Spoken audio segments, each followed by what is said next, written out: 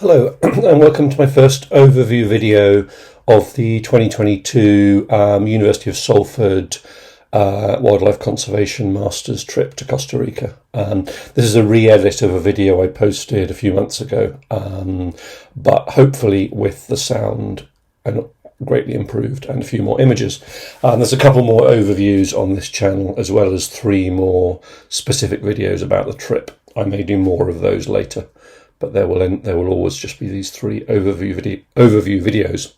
Anyway, first couple of shots are of Charles de Gaulle Airport, where we spent quite a while, and here you can see the students with their Salford photography gear on one of those travelator things. And next we have the view the first morning we woke up in San Jose, the capital. This was rather a striking government building. After this, we had the first of many fantastic breakfasts, followed by the first of many quite dozy, confused packings off the bus. Our first sort of visit of the day was to Volcan Irazu, which is an active volcano of 3,400 metres. Therefore, we were gaining well over 2 kilometres of altitude above the capital. And so our wonderful guide suggested we buy a packet of crisps and then look at how they would swell and then explode as we reached the top of the volcanic crater. Volcan Irazu itself was really spectacular. A little bit mistier than we would like in terms of seeing into the crater, but unforgettable nonetheless. Here you can see the full group, including Marco, our guide on the right, who was wonderfully enthusiastic and full of knowledge. And with this much jet lag coursing around our veins, sadly none of us could say the same. Here you can see these sort of, giant rhubarb plants, although that's certainly not their name. And then we took advantage of the smallest green member of the student body to stand next to them for scale. Here is Molly messing around with some beautiful puddles in the plateau above the crater, and then Sarah and Brendan messing around with some flowers and fungi, and then me doing the former. Then Salman and I found this beautiful black barked tree. Next was the first and certainly not the only occasion when the students thought I was thoroughly losing my own personal equilibrium, when we came across a sadly recently killed hummingbird, and I took advantage of this to get macro shots of its beautiful iridescent feathers. I do think that they thought I'd lost it at this point, but it was a stunning, stunning thing. Towards the top of the final climb, it was fairly misty, which gave Christoph, Salman and Brendan the opportunity to accidentally become part of their own 70s prog rock album cover, presumably with Christoph as the amiable but slightly confused bassist. The long-standing Carthago fruit market was another stop in which we tried some really wonderful things. I was trying to get something called soursop, or at least that's what they call it in the Pacific. And Marco was very tolerant as I droned on and on and on about it. It's a really wonderful place. And you can see this guy tucking into his pizza and chocolate milkshake while running a stall of very healthy fruit and veg. The ancient church of Santiago Apostol is now ruined. There have been churches on this site since at least as far back as 1575. But after continual efforts to complete a church were levelled by at least 5 earthquakes, the local people finally gave up in building on this site in 1910. The result is a beautiful garden within these ruined church walls. It's a wonderful place. And next we visited the Basilica of the Lady of Our Angels. Now, as with the previous church, people have been trying to build on this site for hundreds of years, and parts of this basilica date from 1639, but there have been a number of earthquakes here as well. But the new building was completed between 1924 and 1939. In August in particular, early August, millions of people make the pilgrimage from all over the country to this basilica, but particularly the 22-kilometre pilgrimage from the capital, San Jose. And as an act of piety, many people choose to crawl part or the complete journey on their hands and knees. And here you can see a lady arriving on this pilgrimage on her knees in the aisle of this spectacular church. There is also a tradition of throwing small charms into a sacred well in the basement of the church, which is meant to bring the healing of whatever the charm you have provided. So if you have bought an arm, then you may recover from a wound to your arm. Or if you've brought a baby, then you may be given a child.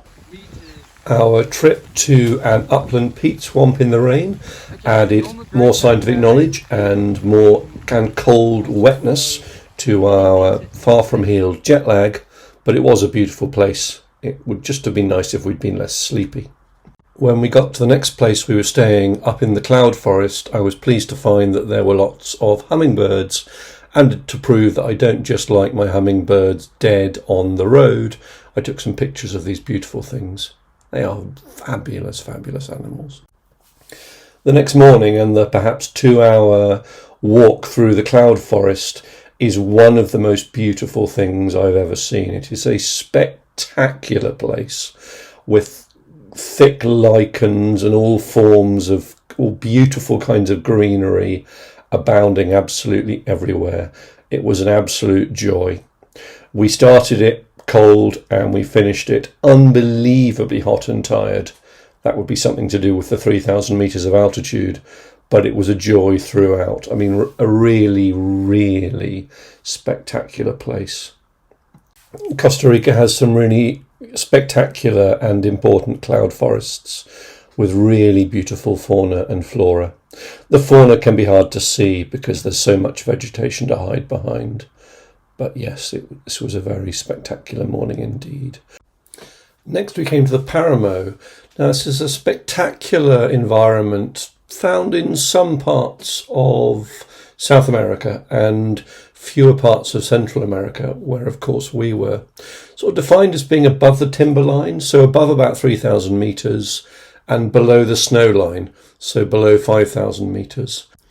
It has a fairly unique set of flora, including many small and in some cases giant rosette plants and many shrubs and grasses. There are high UV levels up here because of the high altitude, so plants have to be protected against that. I also came across a beautiful family of passerine birds in the Paramo, as you can see. And in this particular part of the Paramo, we could see all the way to the Pacific Ocean. It really was a spectacular view. Marco Spieler really was a fantastic guide throughout our 2 weeks in Costa Rica. I cannot thank him enough. He is superbly knowledgeable and enthusiastic and was wonderful to lean on and to find interesting information from throughout our time. After the Paramo, we took a break for Marco to explain the ethics, or lack of them, of a Del Monte pineapple plantation. Then there was a stop for green coconut. These were valuable electrolytes as we were still very tired and very, very jet-lagged. After this, we finally reached La Gamba, which is a fantastic tropical field station run by the University of Vienna, and it would be our home for the next 8 days. Marco took us into the Piedras Blancas National Park the next morning, which was, wow, it's just a ridiculously pretty place. It really makes you venerate the plants. There are, of course, animals there of all sorts, but the plants are what are so beautiful and obvious every step of the way. A wonderful place. One thing that was also obvious every step of the way was quite how sweaty Salman was getting. And I think, to be honest, we were all feeling exactly the same. But it was very much worth it. It's a wonderful, wonderful place. We were lucky to come across one millipede here, which I really enjoyed photographing. It makes a kind of aniseed smell if you shake it, which Marco was happy to do. And on the way out of the forest, we came across mimosa plants, which have a symbiotic relationship with very aggressive biting ants. The plant gives the ants protein and somewhere to live, and the ants provide a sort of bodyguard service. Marco assures us that they do bite very, very hard. This is us leaving Piedras Blancas in a rainstorm before I move on to some of the spectacular fauna that lives in and around La Gamba. The first time I saw the great curassow, it was a male, which I saw from where Christoph and I were living, to which I responded, Christoph, what the fuck is that? Because these are huge turkey-sized birds, the males black with a yellow crest, and the females with a more colourful face and deep chestnut wings. Really amazing thing. They were fairly bold and they wandered around the field station quite happily, feeding on both naturally occurring food and anything they could get their hands on near the kitchen. Next we have the sociable flycatcher, which was wonderfully common around the field station. And one of my real top highlights of the trip was a couple of wonderful views of the chestnut mandibled toucan. The second case really close to where Christoph and I were living. A real absolute joy to be able to see it. There's a lesson here because in the second case I just happened to have the camera gear ready because I'd been photographing something else. So it does pay to be prepared. And he or she, well, there were two of them actually, but they certainly weren't there for long. But an absolute joy. What an animal. To finish this first overview video and a bit of a taster for the second video, which includes lots of images of amphibians from our night walks, I thought I'd chuck a few in here of some of the frogs and toads that I haven't yet had time to identify. Starting with quite a big one we found in the daytime in Piedras Blancas, and then a tiny frog which Molly, one of the master's students, found during her surveying work. You can see it here on her hand and then next to her fingernail in a stream. And after this we have lots and lots of diverse, spectacular nocturnal amphibians, mostly frogs, but there's a few toads here as well. Thank you very much for watching this video.